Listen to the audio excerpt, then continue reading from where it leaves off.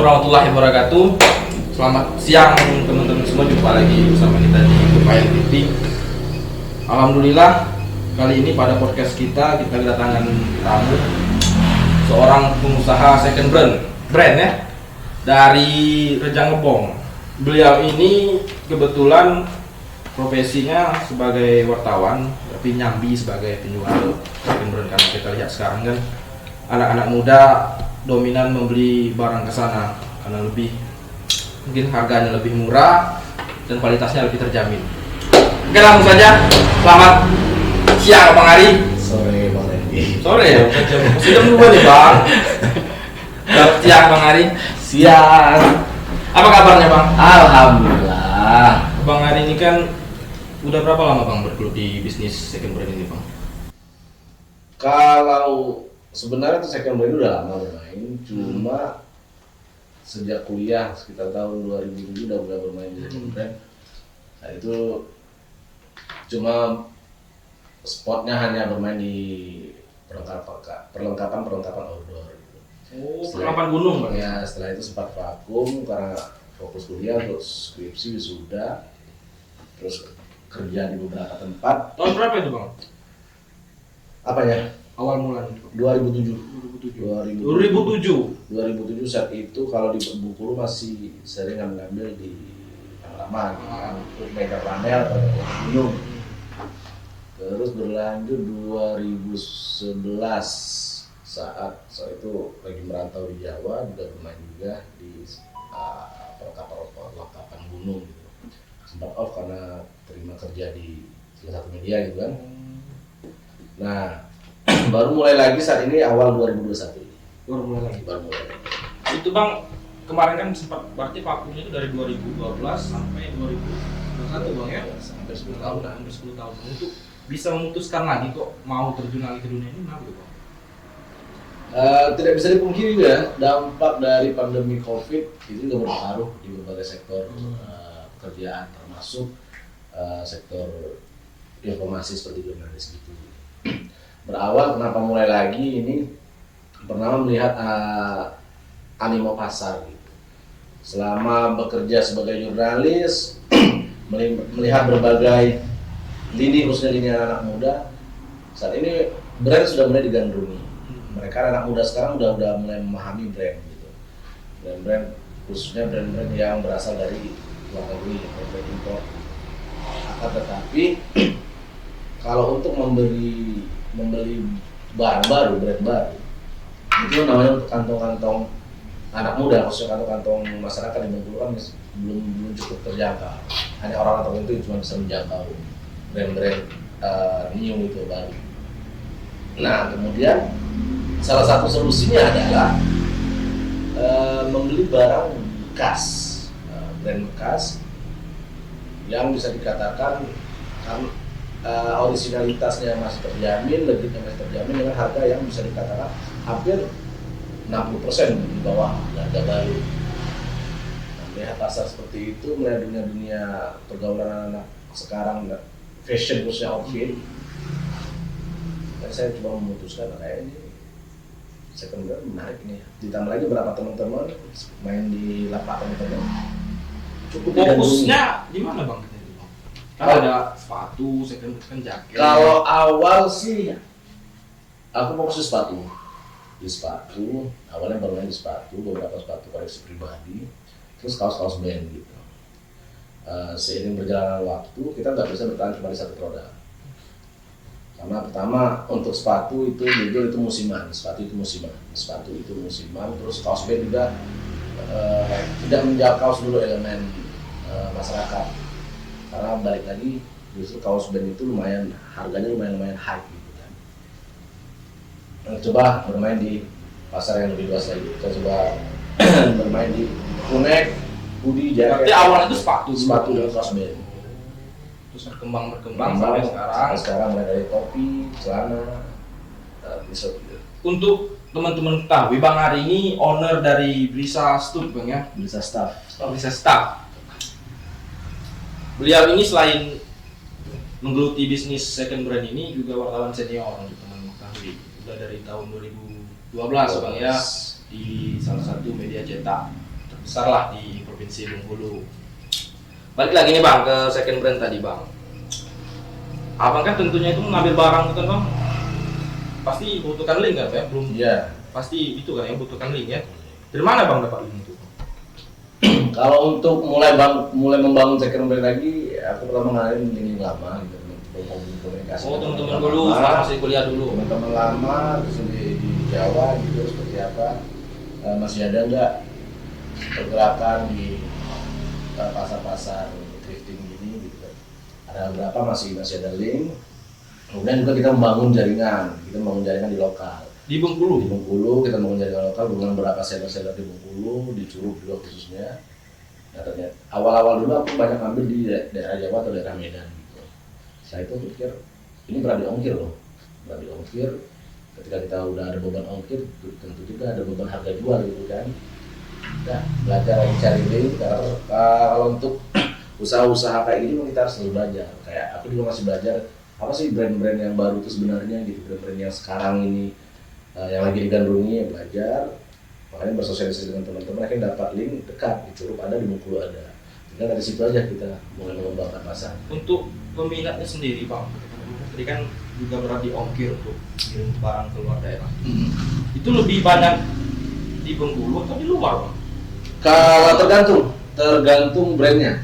Kalau untuk outfit biasa seperti kayak kaos biasa gitu kan, brand-brand yang biasa, katakanlah contoh seperti Uniqlo, terus GAP, The North Face, Disney dan lain-lain segala macam itu biasa kita masih di lokal itu ada, paling sekitar Sumatera. Cuma kalau untuk kaos-kaos yang brandnya yang hype gitu kan, kayak kaos band, kaos vintage gitu, itu pasar udah banyak keluar karena mereka nggak akan terbebani dengan ongkir. Misalnya contoh, beberapa bulan lalu aku mengirim salah satu kaos band ke Kupang, ke Sulawesi. Dari Curug itu ongkirnya ke Kupang itu di sekitar 80 ribuan. Cuma mereka tidak akan rugi karena apa? Harga kaosnya ya sekitar di antara 800 ribu sampai 900 ribu. Untuk harganya nih Bang, kan kalau bicara masalah harga ini hobi Bang, bisa dibilang hobi ya, masyarakat kadang diberikan harga yang mahal. Kok mahal barang, padahal ini barang second gitu. Yang membedakan itu Bang, biar masyarakat bisa yakin loh. Membedakan maksudnya? Kualitasnya gitu, dengan barang baru. Sebenarnya kalau barang second ini untuk harga nggak ada bandrol, harga. Ada bandrol Bang ya. Kalau kita bermain di second brand ini, bermain di lu suka, lu ambil, lu nggak suka lu tinggalin gitu. Tergantung nego antara seller dengan buyer gitu. Satu lagi, ada beberapa tolak ukur untuk menentukan harga. Kita biasanya tolak ukur itu di internet itu kan ada ada pasar-pasar pre-love gitu kan. Misalnya di Carousel websitenya gitu, di eBay, bahkan kita bisa juga lihat di Shopee berapa harga pasar. Di Shopee juga udah ada beberapa brand-brand, berapa brand second gitu. Dan itu yang menjadi tolak ukur sebuah produk ini bisa harga berapa. Yang pertama, yang kedua kita juga melihat harganya dari tahun produksi, rare-nya atau kelangkaannya, terus kondisi autentik atau ke bahannya gitu. Seperti misalnya rata-rata pembeli pengen, kenapa pembeli ini memilih barang second? Ada sebuah garansi mereka akan mendapatkan barang yang original. Itu alasan pembeli. Kalau mereka cuma mendapatkan barang yang premium, mereka bisa beli di distro atau di supermarket gitu, segala macam gitu. Nah, pembeli ini berharap membeli barang second ini kan mereka punya ekspektasi tersendiri. Mereka mendapatkan barang yang legit. Kalau bahasa kelapanya itu legit, autentik itu legit gitu. Dengan harga yang murah gitu. Nah, tugas di pelapa adalah mereka harus punya pengetahuan soal originalitas salah satu atau beberapa brand gitu. Kalau kita bicara harga ini mau tak mau keuntungan lah Bang ya, dibalikan sama Abang kan. Abang ngambil itu kan per bal ya. Kadang nggak kayak kalau tergantung produk. Kalau misalnya kaos aku ngambil bal. Per bal ya. Satu bal itu berapa isinya? Kalau tergantung jenis balnya. Nah di dalam bal itu banyak isinya tuh. Nah itu kan dipilih-pilih lagi tuh. Iya, dipilih-pilih disortir lagi. Biasanya tuh Bang. Satu bal itu Bang. Satu bal ya itu beda-beda. Balnya mulai dari harga 5.500.000 sampai harga 12 juta. Isinya? isunya itu 500 kaos kalau untuk kaos. Tapi untuk barang second sekitar 100-an. Apa? Yang ini. Brandnya. Karena nggak sampai, karena satu bal itu dari 500 kaos itu cuma ada untuk yang brand benar itu paling nggak sampai 20, nggak sampai. Sisanya itu makanya teman-teman pelapak second ini punya ada pembagian barangnya kategori barang kepala, barang leher, barang badan dan barang ekor. Itu beda harganya tuh? Beda harga. Kalau barang kepala itu ya itu brand-brand yang hype-nya itu bisa dijual bahkan di angka-angka di atas 1 jutaan. 1 jutaan. Satu kaos baju. Satu kaos. Itu untuk kepala. Kepala. Bawahnya lagi? Nah, leher itu biasa di angka-angka dari baju-baju 100 ribuan sampai 500 ribuan gitu. Terus ada badan ya harga-harga di bawah 100 ribu, di atas 50 ribu. Kalau ekor itu biasa kita jual kadang tergantung. Ada yang jual 10 ribu satu pieces, ada yang jual 5 ribu satu pieces. Dengan harga segitu mungkin menggiurkan Bang ya. Untuk omsetnya berapa sekarang? Cukup menggiurkan untuk omset bisa dikatakan kita ambil rata-rata ya, karena kan kalau jual barang-barang thrifting ini, barang-barang second ini, dia itu juga ada musiman, ada trendnya sendiri. Tapi alhamdulillah untuk kotor pemasukannya di up 10 juta per bulan ada. Per bulan? Di atas 10 satu juta. bal ya? Enggak, secara total total. pemasukan itu kan ada dari berbagai brand itu, berbagai tipikal outfit gitu. Ya di atas 10 juta kalau secara perputaran uang per bulan ada. Kalau bicara peluang, dan Bang Abang mungkin menggeluti usaha ini kan dari dulu kan ya, sekarang udah hidup lagi kan ya. Untuk anak-anak muda yang baru Bang, saran Abang lah yang mau menggeluti usaha ini itu gimana? Kalau untuk anak muda yang baru, ini banyak nih, sekarang udah banyak tumbuh. Bisnis-bisnis second hand udah kayak jamur di musim hujan dan udah mulai tumbuh. Akan tapi untuk teman-teman yang baru, bukan maksud mengajari, cuma sedikit berbagi. Pertama mendirikan second brand itu bukan soal enaknya ketika Laku, dapat uang gitu. dapat uang, wah begitu atau satu barang gitu. Karena kadang dalam setiap satu bal itu belum tentu kita dapat seluruhnya ubun-ubun atau kepala gitu. Belum tentu, tergantung. Bahkan pengalaman, aku pengalaman pernah bongkar 3 bal itu nggak ada kepala. 3 bal yang harga 5 juta tadi tuh? 6 jutaan nggak ada kepala. Dan jadi ketika melihat itu jangan enak ya pedagang second brand ini mematok harga sesukanya. Sebenarnya bukan sesukanya, itu cuma udah ada pasarannya. Gitu. Kayak aku udah berapa kali bongkar kalau untuk kaos mungkin ada sudah 6 atau 7 kali beli bal kaos, kita terbongkar bal kaos. Itu dari yang cuma 1 kali ketemu kaos band. Itu yang kalau untuk kategori kaos yang high itu namanya kaos vintage. Tuh vintage itu tuh kaos yang udah lama, produksinya udah lama, terus nggak diproduksi lagi. Nah itu mahal itu, bahkan sampai ngomong kalau di pasar online ini di atas 10 juta laku. Atas 10 juta satu kaos. Paling minim kalau untuk copyright di atas 2 tahun 2000-an itu diangkat. Pernah Abang dapat di angkat di 60 juta. Aku pernah dapat 1 kaos vintage.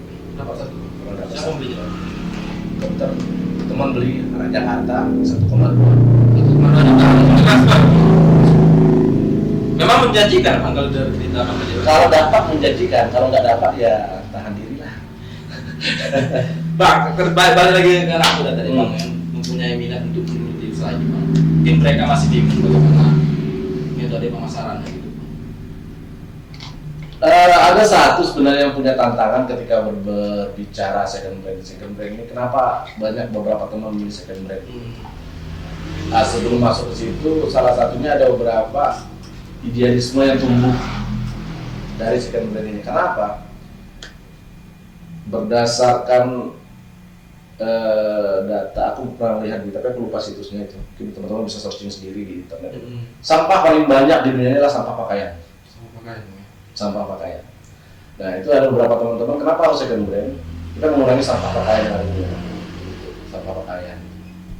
Nah dari idealisme yang muncul kayak gitu, teman-teman udah mulai berkreasi sendiri dengan varian-varian second brand yang lain gitu. Nah untuk yang baru membuka bisnis second brand, memang pertama dituntut untuk namanya kita pasar pasar barang bekas. Itu pasar barang bekas. Yang harus diutamakan pertama servis kepada buyer. Servis kepada buyer seperti apa? Karena yang kita jual ini pakaian bekas, jadi buatlah buyer itu senyaman mungkin, se-enjoy mungkin ketika mereka berbelanja. Kemudian pasar second hand ini kita bisa memainkan di dua pasar, online dan offline. Nah kalau aku pribadi pendapatan yang cukup lumayan itu di online gitu. Lumayan karena memang ketika online kita dituntut harus capek. Pertama kita harus sering posting bisa di media sosial, kemudian apalagi sekarang udah ada fitur-fitur live dari itu di Instagram, Facebook segala macam harus rutin kayak gitu. Karena apa? Ketika menjual second brand, lu harus siap dengan pertanyaan-pertanyaan dari buyer. Pertama yang sering itu, ori kah ini bang? Nah, ketika kamu menjawab, kamu itu kalimat yang kamu pancingan. Bang, untuk membedakan, tadi kan ada ori kah ini bang, itu gimana bang? Pertama sebenarnya sekarang untuk membedakan itu udah banyak kiat-kiatnya atau tips-tipsnya yang beredar di internet gitu. Untuk barang-barang ori mulai dari kita melihat tekosnya, tahun pembuatannya gitu. Terus juga legitnya, bahannya. Kalau dia itu apalagi di kamera-kamera saat ini, kamera ponsel-ponsel saat ini kan sudah ada fitur-fitur Google Cam gitu kan. Kita bisa cari di Google Cam seperti apa, berapa pasarannya, apakah ini legit atau enggak gitu. Karena khususnya untuk kaos-kaos, apalagi kaos-kaos yang outfit yang biasa, tidak ada persoalan kayak Uniqlo segala macam gitu.